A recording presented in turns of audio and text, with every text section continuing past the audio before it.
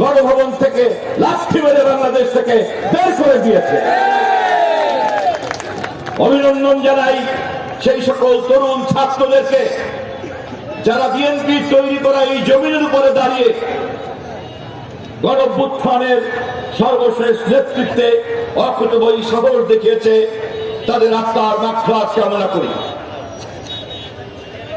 নির্দলীয় তত্ত্বাবধায়ক সরকার আমাদের গত 17 বছরের ত্যাগের বিনিময়ে এবং জুলাই অভ্যুত্থানের শহীদের রক্তের বিনিময়ে আমরা প্রতিষ্ঠিত করেছি। নির্দলীয় সরকার বাংলাদেশ জাতীয়তাবাদী দল সহ রাজনৈতিক দলগুলির সমর্থনের উপরে ভিত্তি করে দাঁড়িয়ে আছে। এই অন্তর্বর্তীকালীন সরকারের ক্ষমতায় থাকার জন্য যে শক্তি দরকার তার কোনো শক্তি নেই, কিন্তু তার একমাত্র অবলম্বন হচ্ছে বিএনপি সহ গণতান্ত্রিক রাজনৈতিক দলগুলির নৈতিক সমর্থন। গত পরশুদিন প্রধান উপদেষ্টা বক্তব্য রেখে জাতির সামনে পুনরায় প্রতিজ্ঞা করেছেন আগামী ফেব্রুয়ারিতে জাতীয় নির্বাচন অনুষ্ঠানের ব্যাপারে জাতিকে তিনি শঙ্কা থেকে মুক্তি দিয়েছেন।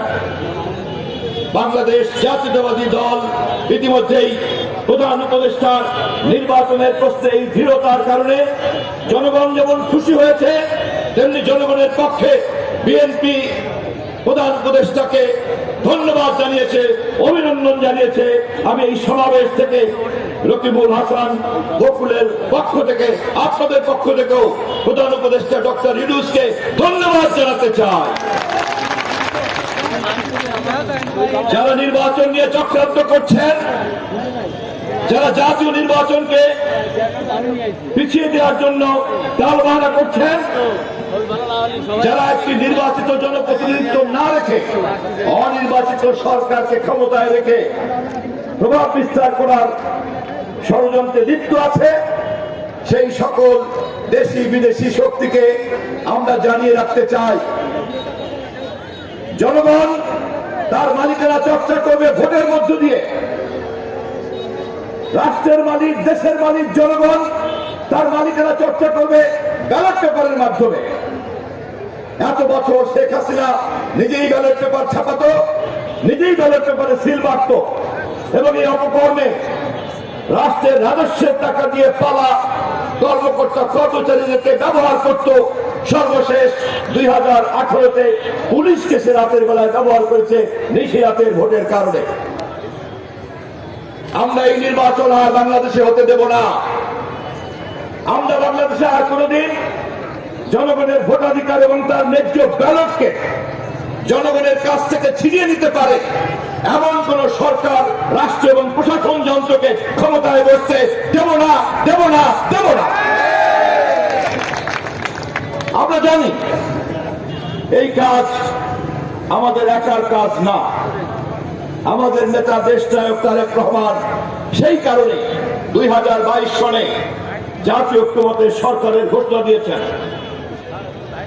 সবাই যখন শুধুমাত্রই হাসিনা সরকারের পতন নিয়ে ব্যস্ত, তখন আমাদের নেতা তারেক রহমান ভবিষ্যতের গণতান্ত্রিক রাষ্ট্রের কথাও বলে রেখেছেন। অতএব আজকে যারা সংস্কারের কথা বলেন তাদেরকে স্মরণ করে দিতে চাই, বাংলাদেশে জননেতা তারেক রহমান, দেশনায়ক তারেক রহমানের আগে আর কোন দলের কোন প্রধান কোন দল আনুষ্ঠানিকভাবে জাতির সামনে সংস্কার প্রস্তাব হাজির করে নাই, মেরামতের প্রস্তাব হাজির করে নাই। যেই তরুণরা আজকে ক্ষমতায় বসেছেন তাদের প্রতি স্নেহ এবং ভালোবাসা রেখে বলতে চাই, ইতিহাসের জ্ঞান না থাকলে ইতিহাস নিয়ে কথা না বলা ভালো। অপেক্ষাকৃত অনভিজ্ঞ তরুণদের প্রতি স্নেহ ভালোবাসার কারণে কোন সমালোচনায় যেতে চাই না, কিন্তু স্মরণ করে দিতে চাই ওই বয়স কেমন বয়স তা পরিণত প্রত্যেকটি মানুষ জানে।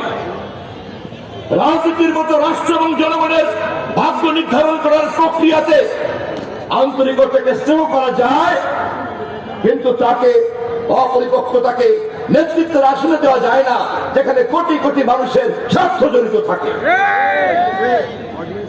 আমরা এই কথা বিনীতভাবেই পরামর্শ রেখেছি বারবার। একই সঙ্গে অন্তর্বর্তীকালীন সরকারের এই ধরনের তরুণ সদস্যদেরকে আমরা উৎসাহ দিয়েছি। আমাদেরকে ঐক্যবদ্ধভাবেই ফ্যাসিবাদ বিরোধী গণতান্ত্রিক বাংলাদেশ তৈরি করতে হবে। হাজার হাজার মানুষ শহীদ হয়েছে কেবলমাত্র কারো প্রধান উপদেষ্টা বা মন্ত্রী হওয়ার জন্য নয়। লক্ষ লক্ষ মানুষ গত 17 বছর ত্যাগ প্রতিজ্ঞা স্বীকার করেছে কেবলমাত্র কাউকে প্রধানমন্ত্রী বানানোর জন্য নয়।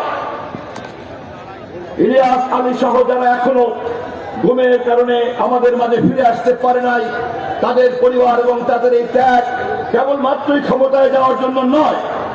সেই কারণেই আমাদের নেতা রাষ্ট্র মেরামতের কর্মসূচি দিয়েছেন। আর সেই কাজ একমাত্র জনগণের সমর্থন, জনগণের সক্রিয় অংশগ্রহণের মধ্য দিয়েই করতে হবে। আর সেই অংশগ্রহণ হতে পারে একমাত্র জাতীয় নির্বাচনের মধ্য দিয়ে। অতএব নির্বাচনের বিরোধিতা যারা করবে তারা শুধু গণতন্ত্রের শত্রু নয়, তারা দেশেরও শত্রু। আমি আশা করি গণতান্ত্রিক আন্দোলনের সকল মিত্র শক্তিরা একথা বুঝবে। ইতিমধ্যেই আমরা অত্যন্ত আনন্দিত, সরকার প্রধান নির্বাচন অনুষ্ঠান করার ব্যাপারে জাতিসংঘে প্রতিশ্রুতি দিয়েছেন, জনগণকে প্রতিশ্রুতি দিয়েছেন। গত কয়েকদিন আগে আমারও প্রতিশ্রুতি দিয়েছেন। তারও আগে সামরিক বাহিনীর প্রধান জেনারেল ওয়াকারুজ্জামান 18 মাসের মধ্যে নির্বাচন করার জন্য সকল মহলকে উনি পরামর্শ দিয়েছেন আনুষ্ঠানিকভাবে। আমাদের দল বাংলাদেশ জাতীয়তাবাদী দল, আমরা এই ডিসেম্বরের মধ্যে নির্বাচন চেয়েছিলাম, কিন্তু ঐক্যমত তৈরি করার জন্য আমরা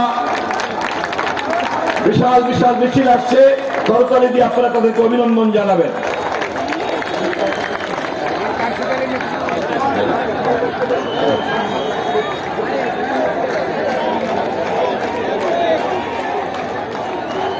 সেই কারণেই আমাদের এই নির্বাচনের প্রশ্নে ইতিমধ্যেই বিএনপি প্রধান দেশনায়ক তারেক রহমান, প্রধান উপদেষ্টা ডক্টর ইউনূসের লন্ডনের বৈঠক এবং প্রধান সামরিক বাহিনী প্রধান ওয়াকারুজ্জামানের অতি দ্রুত নির্বাচন করার প্রতিশ্রুতি, এই 3 শক্তির ঐক্যের মধ্য দিয়ে প্রমাণ হয়ে গিয়েছে আগামী ফেব্রুয়ারিতে বাংলাদেশের জাতীয় নির্বাচন কেউ ঠেকাতে পারবে না, কেউ ঠেকাতে পারবে না, কেউ ঠেকাতে পারবে না। 300 আসনের মধ্যে আমরা আপনাদের এই আসনটিকে একটি গুরুত্বপূর্ণ আসন মনে করি। এখানকার শ্রমিক ভাইয়েরা, এখানকার ছাত্র কৃষক জনতা, আপনাদের প্রতি আমার আহ্বান থাকলো, ধানের শীষের প্রার্থী রকিবুল ইসলাম বকুলকে আপনারা পার্লামেন্টে পাঠাবেন। বকুল শুধুমাত্র আপনাদের প্রার্থী নয়, বকুল শুধুমাত্র আমাদের দলের নেতা নয়, বকুল আমাদের দলের অন্যতম নীতি নির্ধারক। আমাদের দলের নীতি নির্ধারণী বিভিন্ন বিষয়ের সঙ্গে আমার যেমন কিছু কাজ করার অভিজ্ঞতা হয়েছে, আমি তাকে দেখেছি।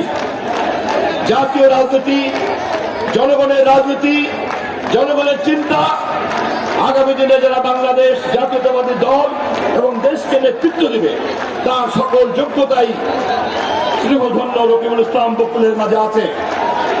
আপনারা যদি তাকে পার্লামেন্টে পাঠাতে পারেন তাহলে আপনাদের এলাকার শুধু উন্নয়নই হবে না, জাতীয়ভাবেও আপনারা তার মাধ্যমে আমাদের দলকে এবং দেশকে উন্নতির পথে নিয়ে যেতে পারবেন। বিশাল বিশাল মিছিল আসছে, করতালি দিয়ে সবাইকে আপনার অভিনন্দন জানাবেন।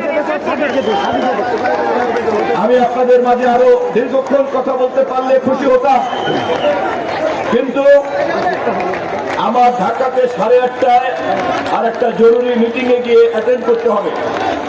এই জন্য আমি সন্ধ্যা 7টার ফ্লাইট ধরবো, ধরে ঢাকায় গিয়ে আবার ওই মিটিংটা ধরতে হবে আমাকে। আমি বকুলের অনুমতি নিয়ে, সভাপতির অনুমতি নিয়ে আমি আমার বক্তব্যের পরেই সভা স্থল ত্যাগ করবো। আমার বক্তব্যের শেষে আমি আপনাদেরকে সর্বশেষ বারের মতো আহ্বান জানাই, আগামী ফেব্রুয়ারি নির্বাচনে আপনারা বকুলকে পার্লামেন্টে নির্বাচিত করে আমাদের দলকে সরকার গঠন করার সুযোগ দিবেন। এবারের পার্লামেন্টে কিন্তু শুধুমাত্র সরকার গঠনের প্রশ্ন নয়, উচ্চ কক্ষে ভোট পাওয়ার জন্য আমরা এই নির্বাচনে যে পরিমাণ ভোট পাবো তার ভিত্তিতেই আমরা উচ্চ কক্ষে আসন পাবো। অতএব বকুলের বিজয় নিয়ে ইনশাল্লাহ কোনো চিন্তিত না আমরা, কিন্তু আমি একটা বাড়তি দায়িত্ব দিয়ে গেলাম আপনাদেরকে। বকুলকে আপনারা সবচেয়ে বেশি ডান ওভারে আপনারা বিজয়ী করবেন, সবচেয়ে বেশি ভোট দেবেন। ধানের শীষ জিতবে কি জিতবে না এই আলাপ এখন গৌণ, কিন্তু ধানের শীষ সমস্ত ভোটের মধ্যে 60% ভোট পেল কি পেল না এই লক্ষ্য আমাদেরকে অর্জন করতে হবে। কেননা এটার ভিত্তিতেই উচ্চ কক্ষে আসন বন্টন করা হবে। অতএব নেতা কর্মীদেরকেও আমি বলতে চাই, আপনারা শুধু বিজয় নিয়ে চিন্তা করবেন না, আপনাদেরকে উচ্চ কক্ষেও সংখ্যাগরিষ্ঠ পেতে হবে এবং সেইটাই বকুল আমি সহ আমাদের সবাইকে সর্বোচ্চ টাঙ্গবলের ব্যবস্থা করতে হবে। ইনশাআল্লাহ জাতীয় নির্বাচনের পরে বকুল আমাদেরকে আপনাদের মাঝে আবার হাজির করবে। এই আগাম দাওয়াত আমি এখান থেকে আদায় করে নিয়ে গেলাম। খোদা হাফেজ। বাংলাদেশ জিন্দাবাদ। শহীদ জিয়া অমর হোক। খালেদা জিয়া জিন্দাবাদ। তারেক রহমান জিন্দাবাদ।